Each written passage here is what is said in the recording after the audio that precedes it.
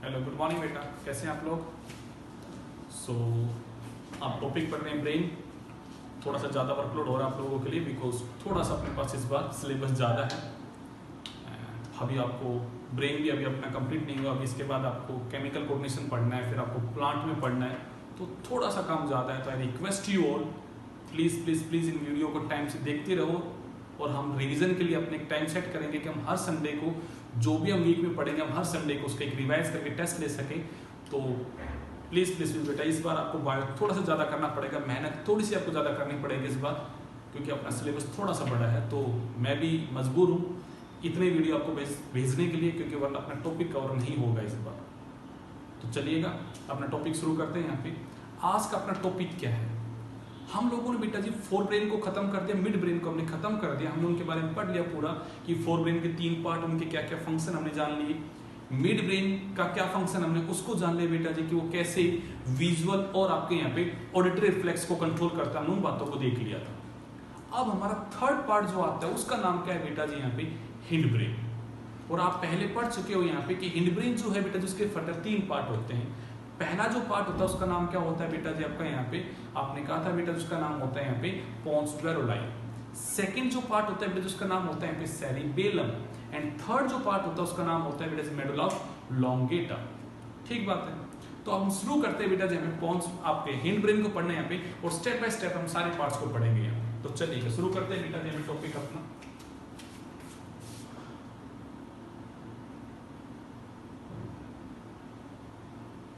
Topic का नाम है बेटा जी यहाँ पे हिंड ब्रेन, और हमने कहा बेटा कि it is the last part of the brain, सबसे posterior part of the brain अगर कोई है तो कौन है बेटा जी यहाँ पे हिंड ब्रेन। मैंने कहा posterior part of the brain, brain का सबसे लास्ट जो पार्ट है वो यही है बेटा। अब इसका जो सबसे पहला कंपोनेंट आता है बेटा जी उसका नाम होता है पोन्स वेरोलाइन। पोन्स वेरोलाइन वर्ड का मतलब क्या होता है, ये एक लैटिन से लिया गया वर्ड है। इस वर्ड का मतलब होता है बेटा जी ब्रिज। इस वर्ड का क्या मतलब है, ब्रिज। ये एक्चुअली नर्व फाइबर के बंडल से बना, मतलब डिफरेंट टाइप के नर्व फाइबर ने अपने आप को जोड़ रखा है। तो मैं कहूंगा वो लोअर पार्ट ऑफ ब्रेन में और अपर पार्ट ऑफ ब्रेन के बीच का क्या है बेटा जी यहाँ पे ब्रिज है। स्पाइनल कॉर्ड की इंफॉर्मेशन को अगर हम यहाँ पे सेरेब्रम के पास भेजना है तो वो इसी के थ्रू आगे जाएगी बेटा जी। तो मैं कहूंगा जो अपर ब्रेन है और लोअर जो ब्रेन बच गया, मैं कहूंगा लोअर सीएनएस का पार्ट बच गया, उनके बीच का अगर कोई ब्रिज है तो कौन है बेटा जी पोन्स वेरोलाइन। एक्चुअली बना किस चीज से होता है, it is made up of nerve bundles. अब यहाँ पे नर्व की अगर हम अरेंजमेंट को देखें तो दो प्रकार का होता है, या तो नर्व ऐसे लेंथवाइज अरेंज है या फिर ऐसे बेटा जो आपकी हॉरिजॉन्टल अरेंज है। तो मैं कहूंगा बेटा जी यहाँ पे सबसे पहला कौन है बेटा जी, pons varolii is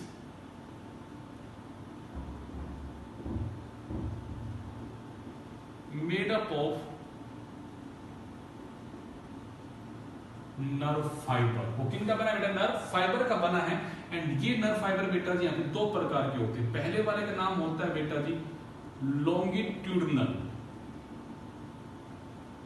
fibre, length wise है बेटा। तो मैं कहूंगा बेटा जी क्या होने वाला है यहाँ पे, it connect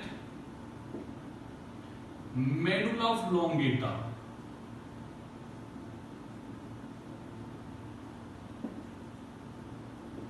to upper part of brain. ठीक है। दूसरा वाला जो होता है उसका नाम होता है बेटा जी ट्रांसवर्स।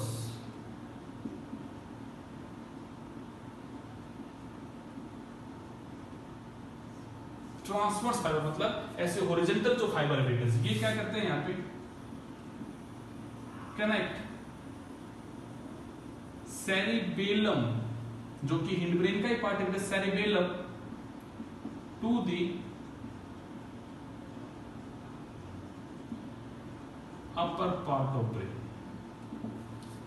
सेरिबेलम को भी ऊपर कनेक्ट कर दिया और नीचे मेडुला को भी क्या कर दिया, कनेक्ट कर दिया ऊपर। इवन स्पाइनल कॉर्ड से भी अगर कोई इंफॉर्मेशन आती है उसको भी कनेक्ट कौन करेगा, ऊपर बेटा पोन्स वेरोलाइन करेगा। तो हमने कहते हैं ये तो हमारे लेंथ वाइज फाइबर है और ये हमारे कैसे बेटा जी यहाँ पे हॉरिजॉन्टल फाइबर। तो दो तरह के फाइबर से मिलकर बना होता है, कौन है पोन्स वेरोलाइन। पॉइंट आता है सर क्या ये हमारे किसी बॉडी के फंक्शन को कंट्रोल करता है कि स्पेशल इसके द्वारा कोई बॉडी का फंक्शन रेगुलेट हो रहा है? तो मैं कहूँगा बेटा जी ये ज्यादा नहीं बट एक काम करता है। यहाँ पे एक छोटा सा सेंटर इसके पास है जो हमारे ब्रीदिंग रेट को अफेक्ट करता है। वो क्या है उसकी बातें करते हैं बेटा जी। एक बात करते हैं बेटा जी यहाँ पे, pons dorsi has pneumotaxic center। Pons dorsi has a pneumotaxic center। अब ये क्या होता है? मैं कहूंगा बेटा जी सेंटर क्या करता है? It limit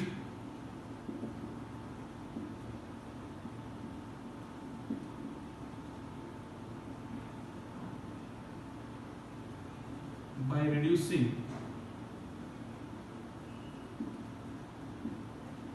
duration of inspiration। देखिएगा बेटा जी आप एक सर हम सांस ले रहे हैं, इनहेल कर रहे हैं गैस को यहाँ पे, तो मैंने ड्यूरेशन लिया, टाइम लिया कि मैंने कितनी देर के लिए हवा को इनहेल किया। अब सोचिएगा मैं 3 सेकंड तक इनहेल कर रहा हूं, ड्यूरेशन 3 सेकंड का इनहेल करने का। ऐसे मैंने कहा मैं 5 सेकंड के लिए इनहेल कर रहा हूं। अब ये ड्यूरेशन बहुत बड़ा होगा तो डेफिनेटली नंबर ऑफ ब्रीदिंग मैं जो करूंगा पर मिनट में वो भी क्या होंगे? डिक्रीज होंगी भाई, कम होंगे ना नंबर ऑफ ब्रीदिंग अगर मैं लंबे लंबे ड्यूरेशन लूंगा यहाँ पे इनहेल करने में। ये क्या करता है उस ड्यूरेशन को कि हम कितनी देर के लिए सांस लेते हैं उस ड्यूरेशन को क्या करता है? रिड्यूस कर देता है।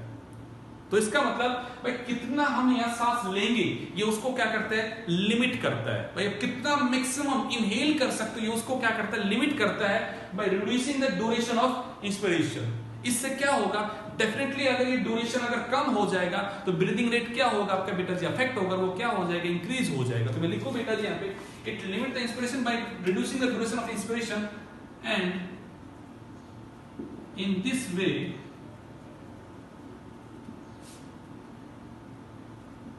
it increase rate of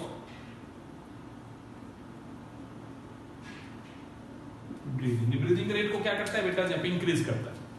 it is the only centre that is present within the pons dorsi. इसी फंक्शन को कंट्रोल करता है बेटा जी और कोई काम कोई कंट्रोल नहीं करता है, जस्ट एक ब्रिज का काम करता है और different part of the brain के बीच में कनेक्शन सेट करने का बेटा जी काम करता है। बस एक इसके पास ये काम होता है जिसको ये रेगुलेट करता है।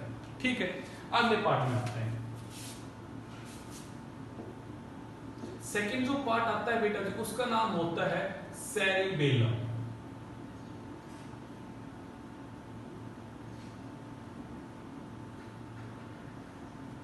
हमारा सेकंड जो पार्ट उसका नाम क्या है बेटा? सेरिबेलम। सबसे पहला पॉइंट आता है सर सेरिबेलम वर्ड का मतलब क्या है? जैसे इस वर्ड का यहां मतलब था बेटा जी आपका ब्रिज, वैसे इस वर्ड का मतलब क्या है? तो मैं कहूंगा बेटा इसका मतलब होता है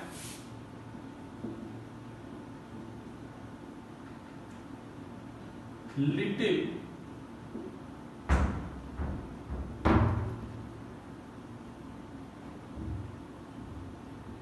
सेरिब्रम।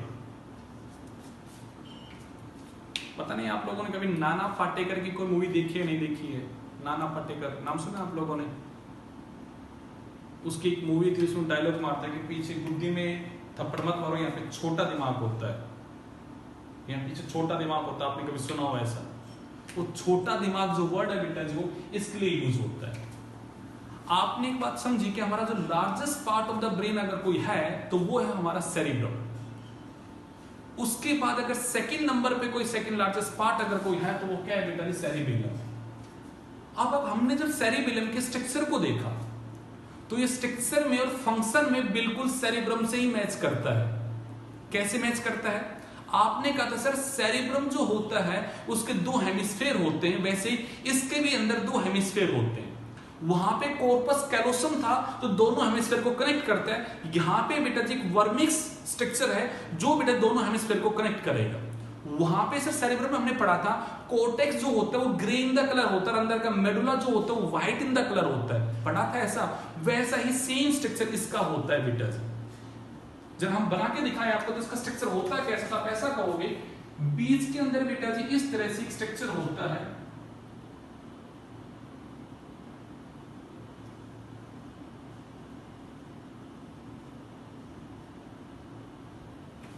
मैं थोड़ा बड़ा बना देता हूं। ये बीच का पार्ट है,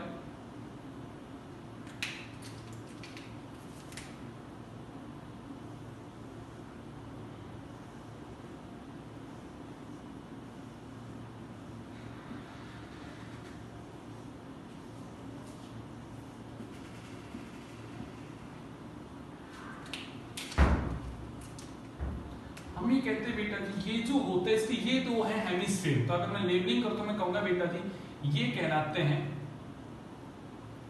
सेरिबेलर हेमिस्फीयर, और ये जो बीच का हिस्सा है बेटा जी ये है वॉर्म लाइक वर्मिक्स। तो कोई पूछे आपसे how the two hemisphere of the cerebellum are connected, तो कहोगे with the help of the vermis, with the help of the vermis. तो मैं कहूंगा बेटा जी यहाँ पे आपको दिखा रखा डायग्राम में दोनों हेमिस्फीयर इस वर्मिक्स के थ्रू क्या होता है आपस में कनेक्टेड होते हैं। और अच्छी बात बोलते हैं बेटा जी ये हमें सेरिबेलम कैसा नजर आता है, तो हमें नजर आ रहा है लाइक ए ट्री। कैसे? मैं कहूंगा बेटा जी ये तो इसकी मेन ब्रांच है और ये इसके छोटे छोटे ब्रांच निकली हुई है यहाँ पे, इस साइडों में होता है ग्रे कलर का और ये है व्हाइट कलर का। अब आप कहोगे सर ये व्हाइट कलर का क्यों होता है? मैं कहूंगा बिकॉज बेटा ये बना होता है माइलिनेटेड न्यूरॉन का। आई थिंक ये वर्ड समझ में आ गया होगा आपको। माइलिनेटेड न्यूरॉन मतलब उसकी सेल बॉडी और बेटा जी डेंड्राइट बाहर की साइड में प्रोजेक्टेड है, और सेल बॉडी और डेंड्राइट में बेटा ग्रेन्यूल्स होता है तो उसका कलर कैसा होगा बेटा जी ग्रे होगा, और जो एक्सोन वाला पार्ट है उसके ऊपर माइलिन शीथ है बेटा उसका कलर कैसा होगा व्हाइट होगा, और सारे एक्सोन जो है बेटा जो वर्मिक्स में बैठे हुए। तो मैं कहूंगा बेटा जी बाहर का हिस्सा कैसा है ग्रे है और अंदर का कैसा है बेटा जी व्हाइट है। हमें ऐसा नजर आता है जैसे कि ट्री की ब्रांचिंग निकल गई बेटा जी। तो हम इसके नाम रखते हैं बेटा जी cerebellum is known as arbor vitae. ये क्या कहलाते हैं बेटा जी arbor vitae because it look like a tree, कि एक मेन ट्री और उसकी क्या हो रही है यहाँ पे ब्रांचिंग हो रही है। इसका मतलब होता है ट्री ऑफ लाइफ।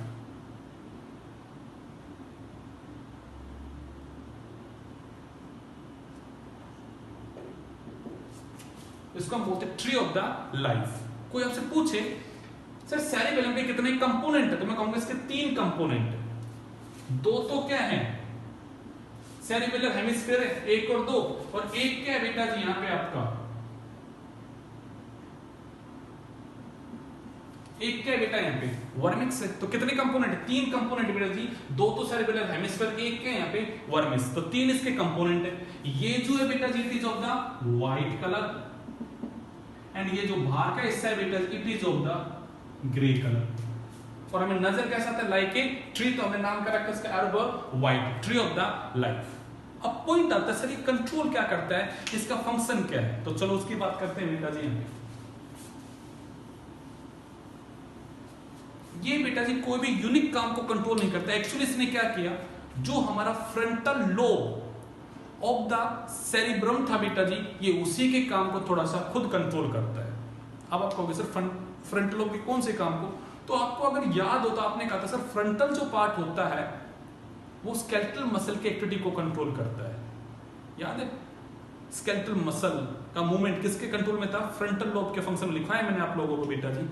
वैसे ये उसी स्केलेटल मसल की कुछ फंक्शन को कंट्रोल करता है। जैसे कि मैं कहूंगा सबसे पहला बेटा जी it maintain the posture of the body. बड़ा इंपॉर्टेंट पॉइंट है बेटा जी, सारे फंक्शन लिख लेना साथ साथ बेटा जी। इट मेंटेन द पोस्चर और the shape of the body. सोचो जरा, मैं फिलहाल ऐसे खड़ा हुआ, ये मेरी बॉडी का फिलहाल पोस्चर है, मैं ऐसे खड़ा हुआ बेटा जी। क्यों खड़ा हूं मैं ऐसे, बिकॉज मेरी मसल यहाँ पे पार्सली कॉन्ट्रैक्ट, और मसल अगर कॉन्ट्रैक्ट हो गए तो मैं आराम से ऐसे खड़ा हुआ। बट अगर मेरी मसल्स रिलैक्स हो जाए, बिल्कुल मेरी मसल्स रिलैक्स हो जाए तो क्या होगा, मैं ऐसे हो जाऊंगा। तो जो हमारा एक परफेक्ट शेप है बॉडी का, ऐसे बॉडी का जो शेप हमने मेंटेन कर रखा है, पोस्चर हमने जो मेंटेन कर रखा है, उसे मेंटेन करने में हमारी मसल्स को पार्सली कॉन्ट्रैक्ट फॉर्म में अगर रखने का कोई काम करता है तो कौन करता है यहाँ पे, सेरिबेलम। हम जब चलते हैं तो हमारा जो इक्विलिब्रियम होता है, हमारा जो इक्विलिब्रियम होता है, आपने देखा होगा जोकर वगैरह या सर्कस में या फिर ऐसे कुछ लोग ऐसे दिखाते हैं कि वो रस्सी के ऊपर चल रहे हैं और ऐसे वो अपने बैलेंस को मेंटेन करते हैं। ये जो बैलेंसिंग वाला काम है, ये जो बैलेंसिंग वाला काम है, सब का सब कंट्रोल कौन करता है यहाँ पे, सेरिबेलम।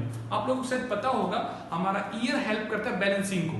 तो ईयर की वो इंपल्स जो ब्रेन के पास जो बैलेंसिंग को मेंटेन करने के सिग्नल लेके जाती है सब किसके पास जाती है बेटा जी, यहाँ पे सेरिबेलम के पास जाती है। It maintain the balance and equilibrium, it maintain the balance and equilibrium of the body, ये इसका सेकंड फंक्शन है। थर्ड में कहूंगा बेटा जी, ये हमारे कुछ यहाँ पे जो बहुत ही रैपिड मूवमेंट है, जैसे कि आप डांस कर रहे हो, स्विमिंग कर रहे हो, इवन राइटिंग भी कह सकते हैं यहाँ पे, ये जो हमारे रैपिड मस्कुलर मूवमेंट होते हैं उन्हें भी कंट्रोल कौन करता है बेटा जी, हमारा यहाँ पे सेरिबेलम करता है। मैं कह सकता हूँ यहाँ पे डांसिंग को, स्विमिंग को, इवन आप ये कहोगे हमारी वॉकिंग को भी कर लेता है कंट्रोल यहाँ पे, इवन हमारी टॉकिंग को भी कंट्रोल करता है बेटा जी यहाँ पे, हमारा जो रैपिड टॉकिंग है बेटा जी यहाँ पे। इवन मैं बातें करूंगा बेटा जी यहाँ पे आपका, वैसे में आपको तो देखो कंफ्यूज मत होना, ब्रोका स्पीच यदि हमारा फ्रंटल के पास है, वो हमारे नॉर्मल जो स्पीच उसको मेंटेन करता है, जो रैपिडली काम करता हो, रैपिडली जब बोलना हो बहुत ज्यादा बेटा जी, तो कंट्रोल कौन संभालता है यहाँ पे, सेरिबेलम। ये उसी का एक छोटा सा पार्ट है जो हमारे स्केलेटल मसल के एक्टिविटी को क्या करता है बेटा जी यहाँ पे, कंट्रोल करता है। तो मैं क्या क्या कहूं इसके बारे में, it control, it maintain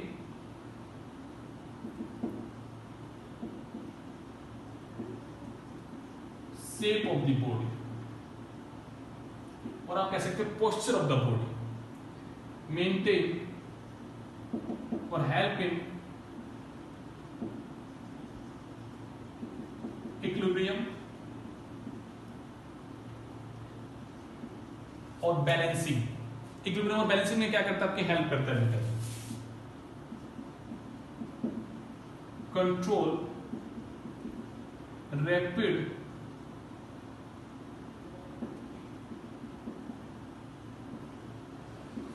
muscular movement like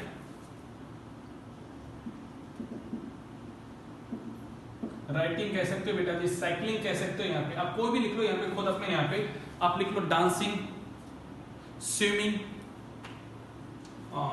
cycling, running, ये सब कंट्रोल कौन करता है बेटा जी यहाँ पे, आपका सेरिबेलम करता है। जो रैपिड मस्कुलर मूवमेंट है उनको क्या करता है बेटा जी यहाँ पे, आपका कंट्रोल करता है। अब एक और पार्ट को समझना बेटा जी, इसके अंदर एक स्पेशल टाइप की सेल होती है, और मैं कहूंगा सबसे largest type of the nervous tissue में एक सेल होता है, उसका नाम होता है Purkinje cell. It's a neuron, but वो एक फ्लैश शेप का बेटा जी यहाँ पे लार्जेस्ट टाइप की सेल होती है, उसका नाम होता है बेटा जी पुरकिंजा।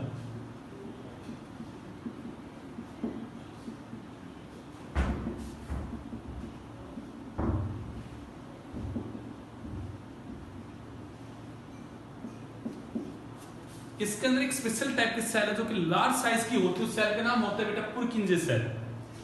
ये सेल जो होती है बेटा जी बड़ी सेंसिटिव होती है अल्कोहल को लेके। ये सेल बहुत ज्यादा सेंसिटिव होती है अल्कोहल को लेके।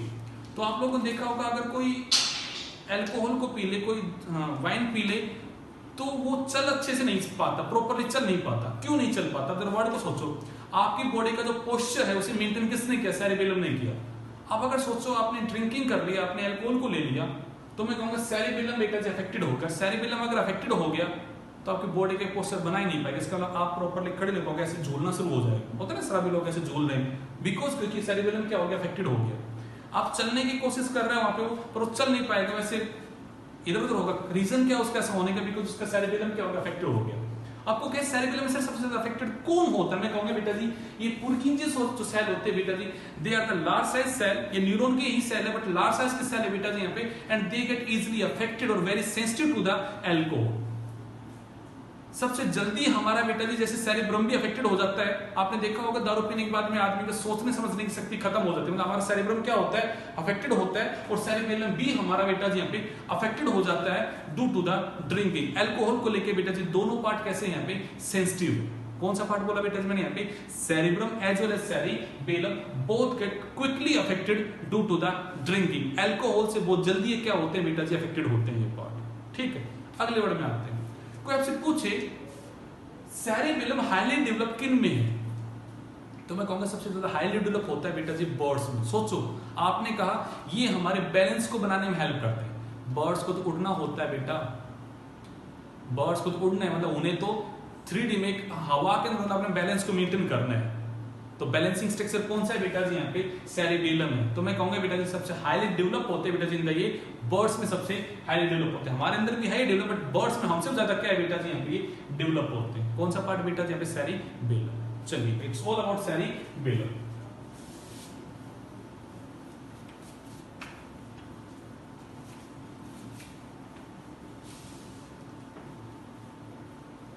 अब हमारा यहाँ पे थर्ड पार्ट आता है बेटा। थर्ड पार्ट कौन सा यहाँ पे हमारा?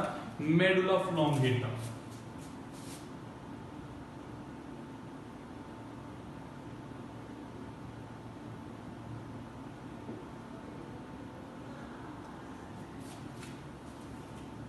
आप भी कह सकते हो the last part of the brain.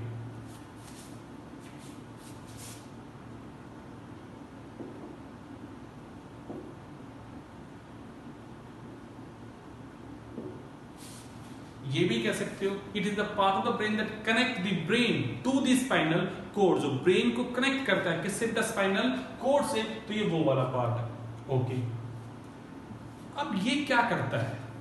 तो मैं कहूंगा बेटा जी it is the part of the brain that control the automatic nervous system का कंट्रोल इसके पास होता है। हमारे जो इनवॉलेंट्री जो फंक्शन है बेटा जी उनको कंट्रोल करता है कौन बेटा जी? यहाँ पे आपका मेडुला ऑब्लोंगेटा। तो लिखेगा बेटा इसके बारे में, इट कंट्रोल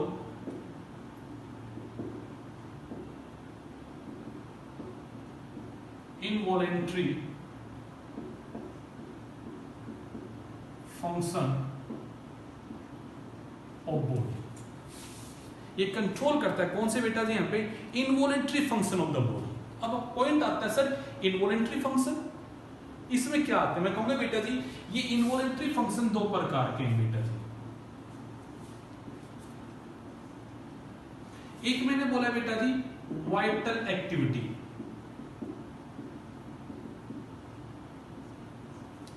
ये क्या है? जो हमारे जिंदा रहने के लिए बहुत ही जरूरी है, वो जो हमारे इनवॉलेंट्री एक्टिविटी है उनको कंट्रोल भी कौन करता है? Medulla oblongata. कुछ हमारे यहाँ पे नॉन वाइटल एक्टिविटी है।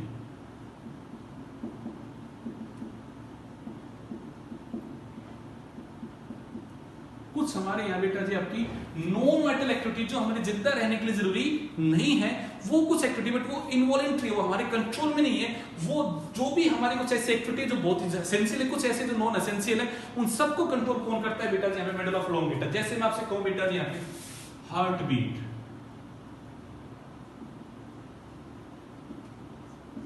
अब कुछ बच्चों के पॉइंट आया होगा दिमाग में, सर हमारा हार्ट तो मायोजेनिक होता है तो वो तो खुद अपने आप को रेगुलेट करता है, फिर हार्ट बीट को ये कैसे रेगुलेट करेगा? मैं कहूंगा बेटा बिल्कुल ऐसे नोड उसके पास है, वो 0.8 सेकंड के बाद अपने इंपल्स को जनरेट करता है। बिल्कुल सही पढ़ा है बेटा जी आप लोगों ने यहाँ पे। बट मेरे बेटा जब आप रनिंग करने लगते हो बॉडी में requirement of the blood circulation ज्यादा होती है तो उसकी हार्ट बीट इंक्रीज होती है, और हार्ट बीट डिक्रीज होती है तो बॉडी फंक्शन के ब्याह पे हार्ट बीट को अप एंड डाउन अगर करना होगा तो वो कंट्रोल कौन करेगा? यहाँ पे मेडुला ऑब्लोंगेटा करेगा। चलिए आपने कहा ब्रीदिंग रेट, जैसे आपने अभी कहा पिनोमोटैक्सिक सेंटर जो पोस्ट में था वो भी हमारे ब्रीदिंग रेट को कंट्रोल करता है, बट वो सिर्फ हमारे इनहेलेशन के ड्यूरेशन को कम करता है। बट इन नॉर्मल कंडीशन में अगर हमारे बेटा जी यहाँ पे ब्रीदिंग को कोई कंट्रोल करेगा तो कौन करेगा बेटा? मेडुला ऑब्लोंगेटा करेगा। तो मैं कहूंगा इट मेंटेन द या it regulate the breathing rate. और आप क्या कहोगे बेटा जी?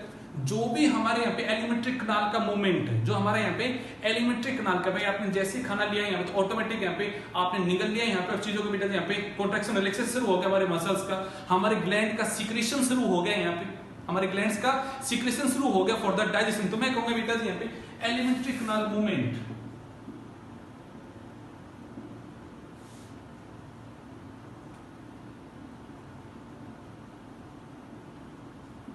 आप कह सकते हो बेटा जी यहाँ पे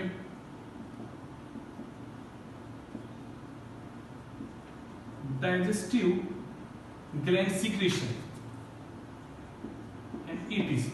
ऐसे कोई भी हमारा इनवॉलेंट्री फंक्शन है, कोई भी हमारा ऐसा इनवॉलेंट्री फंक्शन है बेटा जी यहाँ पे जो बेटा जी हमारा यहाँ पे जिंदा रहने के लिए बहुत जरूरी है, वो सारे इनवॉलेंट्री फंक्शन को कंट्रोल कौन करता है बेटा जी? हमारा यहाँ पे मेडुला ऑब्लोंगेटा। मैंने एग्जांपल दिया आपको बेटा जी हार्ट बीट का, ब्रीदिंग रेट का, एलिमेंट्री कनाल की मूवमेंट को, इवन हमारे डाइजेस्टिव ग्लैंड का जो सीक्रेशन उसको कंट्रोल कौन कर रहा है बेटा जी? यहाँ पे आपका मेडुला ऑब्लोंगेटा। फिर आपको अक्सर इसमें क्यों आता है? मैं कहूँगा इसमें आपको छींक आ रही है, क्या छींक का लेना आपके कंट्रोल में है? स्नीजिंग, कफिंग, आपको खांसी आती है, योंकिंग, आपको उबासी आ रही है, कंट्रोल कौन करता है? ऑटोमेटिक है सारा काम, उसे कंट्रोल कौन करता है बेटा जी? आपको मेडुला ऑब्लोंगेटा। तो मैं कहूंगा बेटा जी योंकिंग करना, कफिंग करना बेटा जी आप कह सकते हैं यहाँ पे, स्नीजिंग करना, इस टाइप की जो एक्टिविटी है बेटा जी, उन्हें कंट्रोल कौन करता है बेटा जी, आपका यहाँ पे मेडुला ऑफ लॉन्गिटा। तो याद रखना है बेटा जी, हमारा जो ऑटोमेटिक नर्वस सिस्टम है, it is mainly controlled by the medulla oblongata. याद आपको मैंने शुरू में कहा था पीएमएस के दो टाइप है, सोमेटिक नर्वस सिस्टम और एक आपने कहा था ऑटोमेटिक नर्वस सिस्टम। तो मैं कहूंगा बेटा जी यहाँ पे automatic nervous system is mainly controlled by the medulla oblongata. ठीक है, चलो आप उसी को पढ़ लेते हैं एक बार के लिए यहाँ पे, ताकि और चीज क्लियर हो जाए। यहाँ पे ये बात हो गई यहाँ पे। चलिएगा मैं हेडिंग डाल रहा हूँ बेटा जी यहाँ पे, उसको भी खत्म कर देते हैं यहाँ पे, क्योंकि वहां से आपके लिए क्वेश्चन बना था लास्ट से लास्ट ईयर बेटा जी, आपके स्कूल वालों ने टेस्ट में क्वेश्चन दिया था, तो वो आपको अच्छे से करना है। यहाँ पे मैं एक टेबल बनाता हूँ, ऑटोनॉमिक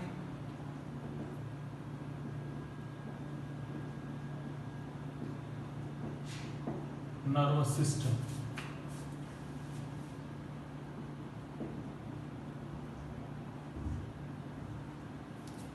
इसके आपने बेटा से दो पार्ट किए थे। एक आपने लिखा था sympathetic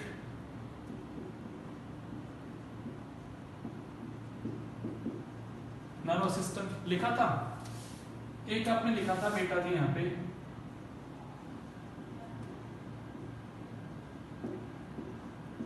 parasympathetic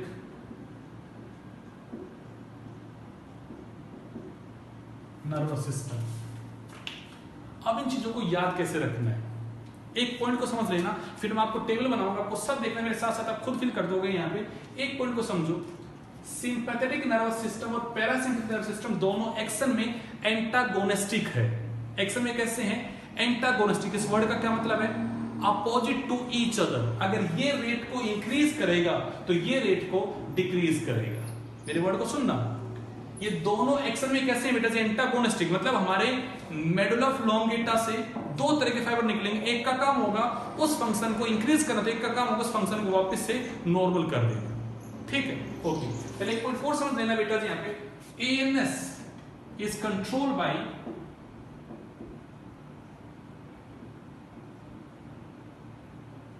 medulla oblongata. But क्या खाली मेडुला ऑफ लॉन्गिटा करता है क्या? कोई और भी पार्ट है यहाँ पे। तो अगर आपको हल्का सा याद हो, हाइपोथैलेमस में आपने कहा था आपको प्यास लगती है, आपको भूख लगती है, सेटिस्फेक्शन हो जाता है खाना खाने के बाद में। ये जो चीज है ये भी तो बेटा जी इनवॉलंटरी है। क्या प्यास का लगना आपके हाथ में है? क्या भूख का लगना आपके हाथ में है? तो इस तरह के जो इनवॉलंटरी फंक्शन है बेटा जी, वो कंट्रोल भी कौन करता है? हाइपोथैलेमस करता है। तो मैं कहूंगा बेटा जी ANS is controlled by medulla oblongata and hypothalamus.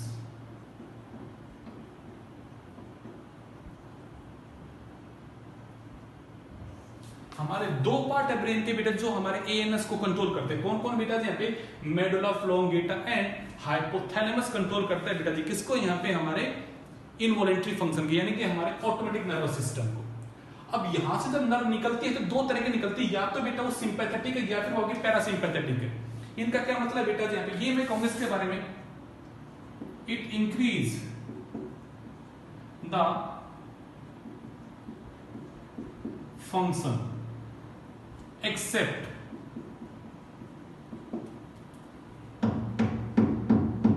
digestive system।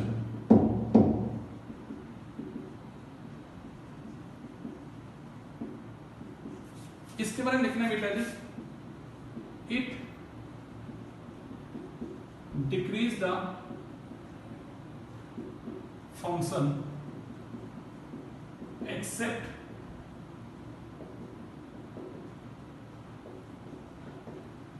Digestive system. मतलब मैं आपको एग्जांपल के तौर पे डिफरेंट टाइप के फंक्शन बताऊंगा, तो आप देखोगे कि हर फंक्शन में आपके लिए चीजों को इंक्रीज करने का काम करेगा कौन बेटा जी? यहाँ पे ये सिंपैथेटिक। और जब उस चीज को डिक्रीज करना होगा तो काम कौन करेगा बेटा जी? पैरासिम्पैथेटिक। बट जब हम बातें करेंगे डाइजेस्टिव सिस्टम के रिलेटेड बातें करेंगे तो काम रिवर्स हो जाएगा। तो आपको ये लाइन को याद रखना है। जैसे मैं एग्जाम्पल की बात करता हूँ, सबसे पहले बेटा जी यहाँ पे प्यूपिल में कहूंगा आइरिस। आपने सुना होगा बेटा जब अपनी आइस का जो स्ट्रक्चर होता है उसमें एक आइरिस होता है। क्या हमारे जो आइरिस है उसके बीच में एक स्पेस होता है, उसको हम बोलते हैं प्यूपिल, जहां से लाइट क्या होती है बेटा जी? आपकी पास होती है। तो सोचो हमारी आईज के पास लाइट ज्यादा जाए या कम जाए, तो ये क्या करता है, हमेशा चीजों को बेटा जी इंक्रीज करता है। तो सोचो ये क्या करेगा, प्यूपिल के साइज को इंक्रीज करेगा, डिक्रीज करेगा। मैंने लिखा है यहाँ पे, ये हर चीज को क्या करता है, बढ़ाने का काम करता है। मतलब लाइट का भी एंट्री ज्यादा हो तो ये क्या करेगा बेटा जी यहाँ पे, ये हमारा बेटा जी यहाँ पे प्यूपिल के साइज को क्या करेगा, इंक्रीज करेगा। प्यूपिल के साइज को इंक्रीज करेगा और ये हमारे यहाँ पे प्यूपिल के साइज को क्या करेगा बेटा जी यहाँ पे डिक्रीज करेगा। अब डिक्रीज अगर हो जाएगा प्यूपिल का साइज, तब ऐसा कुछ पढ़ा है आप लोगों ने यहाँ पे कि ये हमारा आइरिस है, इसके बीच का ये जो स्पेस होता है उसे क्या बोलते हैं, प्यूपिल। अब सोचो ये बढ़ेगा तो लाइट ज्यादा एंटर करेगा, ये घटेगा तो लाइट कम एंटर करेगा। तो मैं कहूंगा बेटा जी इंक्रीज करने का काम कौन करता है यहाँ पे, सिंपैथेटिक, और डिक्रीज करने का काम कौन करता है बेटा जी यहाँ पे, पैरासिम्पैथेटिक। अगले वर्ड पे आ जाते हैं। मैं आपसे पूछूं बेटा जी व्हाट अबाउट हार्ट बीट, क्या करेगा बेटा जी, सर ये इंक्रीज करेगा। तो ये क्या करेगा बेटा यहाँ पे, डिक्रीज करेगा। उल्टा काम हो रहा है, ओके। मैं आपसे पूछूं बेटा जी थर्ड यहाँ पे व्हाट अबाउट, हाँ अब एक अच्छा क्वेश्चन पूछते हैं, व्हाट अबाउट लंग्स, ब्रोंकाई,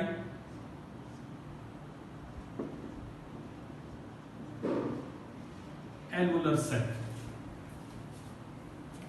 वो लंग्स को क्या करेगा, वो ब्रोंकाई के साथ क्या करेगा, एल्वुलर सैक के साथ क्या करेगा, उन्हें वो डायलेट करेगा या कॉन्ट्रैक्ट करेगा। सोचो जरा एक बात के लिए, अगर लंग्स आपकी कॉन्ट्रैक्ट हो गई तो हवा बाहर निकल जाएगा, और अगर हवा बाहर निकल जाएगा तो क्या प्रॉपर बेटा जी एक्सचेंज ऑफ गैस हो पाएगा।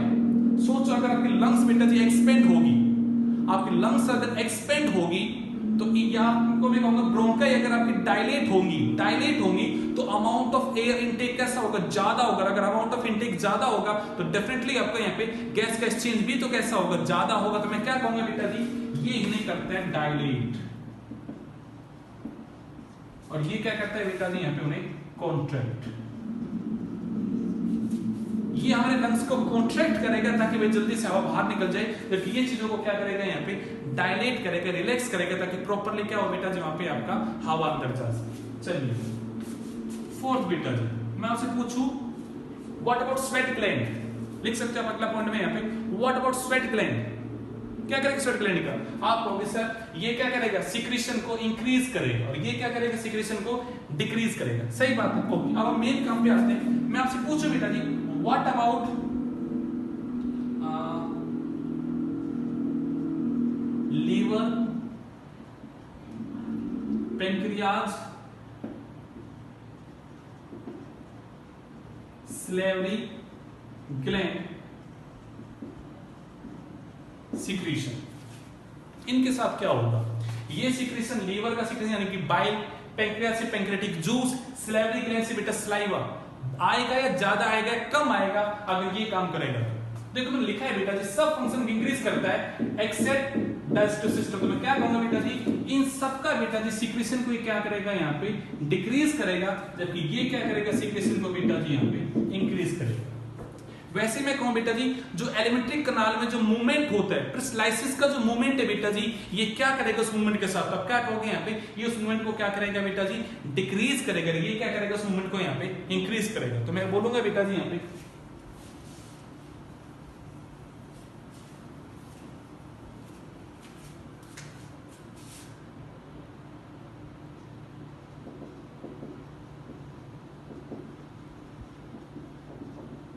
एलिमेंट्री मूवमेंट को क्या करेगा, ये करेगा बेटा जी वहां पे डिक्रीज, तो ये जनाब क्या करेंगे उससे बेटा यहाँ पे इंक्रीज करेंगे। ठीक है, मैं आपसे पूछूं बेटा जी व्हाट अबाउट यूरिनरी ब्लैडर। आपने एक्सक्रीशन के चैप्टर में पढ़ा था सर यूरिनरी ब्लैडर में हमारा यूरिन आके स्टोर होता है। सोचो अगर यूरिनरी ब्लैडर की मसल बहुत ज्यादा अगर कॉन्ट्रैक्ट होगी तो आप बहुत ज्यादा यूरिनेशन जाओगे, बट ये आपकी कैपेसिटी ऑफ द स्टोरेज को इंक्रीज करेगा। ये क्या करेंगे बेटा जी यहाँ पे कैपेसिटी ऑफ द स्टोरेज को इंक्रीज करेगा। तो कब होगा यहाँ पे, जब हमारा यूरिनरी ब्लैडर बेटा जी अगर रिलैक्स हो जाए, यूरिनरी ब्लैडर हमारा रिलैक्स हो जाएगा तो बेटा उसमें लार्ज अमाउंट ऑफ यूरिन क्या हो सकेगा, स्टोर हो सकेगा। तो मैं कहूंगा बेटा जी ये यूरिनरी ब्लैडर को क्या करता है बेटा जी यहाँ पे रिलैक्स करता है एंड इनहिबिट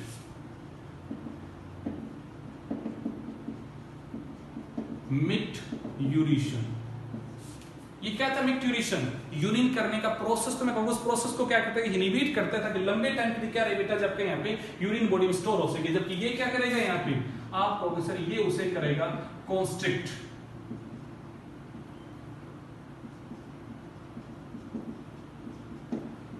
एंड कोज मिक्ट्यूरेशन, ये आपके यूरिन कोज करवाएगा, जबकि ये उसे क्या करेगा यहाँ पे, इनहिबिट करवाएगा। ओके, मैं आपसे पूछूं व्हाट अबाउट एनल स्पिंचर?